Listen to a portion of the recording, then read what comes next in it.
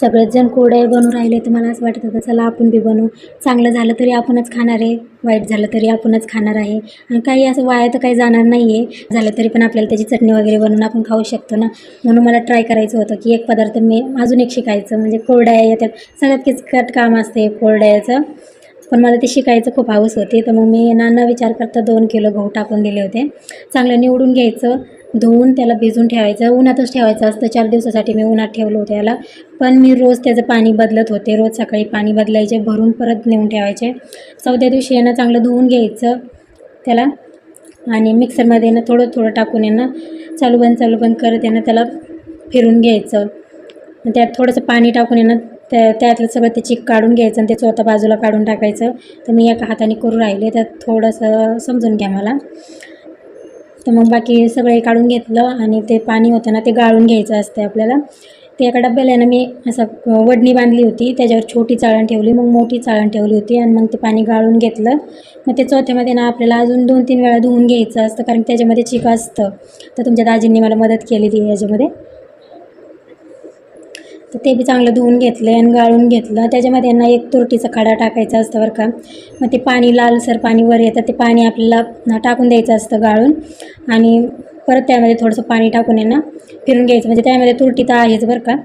मग दुसऱ्या दिवशी ना आपल्याला त्यातलं पाणी काढायचं आणि जेवढं चिक असेल ना तेवढंच पाणी ठेवायचं चुलीवर. पाणी ना एकदम असं कडकड तापलं पाहिजे आणि एकदम चांगली उकळी आली पाहिजे. आणि त्याच्यात ना खडा मीठ असतं ना ते 1-1.5 चमचा टाकायचं त्याच्यामध्ये. तुम्हाला खातं सोडा टाकायचं असेल तर तुम्ही टाकू शकता, पण आम्ही नव्हतं टाकलं. मग यांना थोडं थोडं पाणी करून त्यामध्ये टाकायचं ते चिक आणि चांगलं फिरून घ्यायचं. आणि मग एकदा फिरवायला लागलं ना थांबायचं नसतं.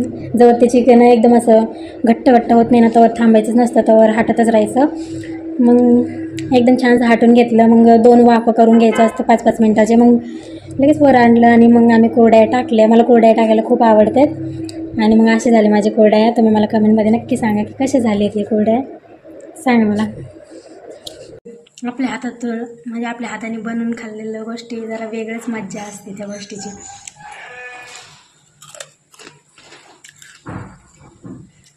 एकदा नक्की बनवून पहा. असं नका करू की लईच किचकट काम आहे तर कशाला करायचं. बनवून पहा, मज्जा तर येणारच आहे. थोडंसं थकणार आहे, पण मज्जा पण भारीच येते. आणि नवीन काहीतरी शिकलेलं. कोणी ना साखर टाकून दूध गोड टाकून खातात, त्यांना खूप आवडतं. पण मला आवडतं मध.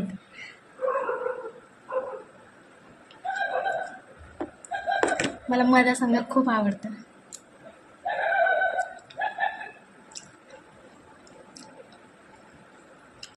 मी फक्त आहे ना ते जेव्हा वाटतो ना आपण गहू तेव्हा मदत करायची आणि कुरड्या टाकताना मला ते कुरड्या टाकायला खूप आवडतं.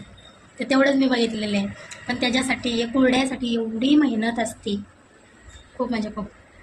मी फक्त 2 किलोचे केल्या, पण तरी पण आम्हाला ते रेटत नव्हतं. सॉरी, कारण की काही क्लिप्स नाही आलेले बरं का, याच्यामध्ये व्हिडिओ नाही आलेले. कारण की बायका असल्यावर मी व्हिडिओ नाही काढू शकत ना. तरी ते नसताना मी थोडं शूट केलं. तर मग मी काय शिकले यावेळेस. दिवाळी तुम्ही बघितलं असं मी खूप चुका केल्या होत्या, पण चूक मी सुधारली पण होती. म्हणजे शंकरपाळ्यामध्ये, बाकी याच्यात नाही. बाकी यावेळेस मी केले सांडगे, बटाट्याचे चिप्स केले, कुरड्या केल्या. 3 वस्तू म्हणजे झाले माझे 3. आता उडदाचे पापड आणि तांदळाचे पापड राहिले, त्याचासुद्धा व्हिडिओ मी टाकन. तर तुम्हाला व्हिडिओ आवडला असेल तर सांगा मला.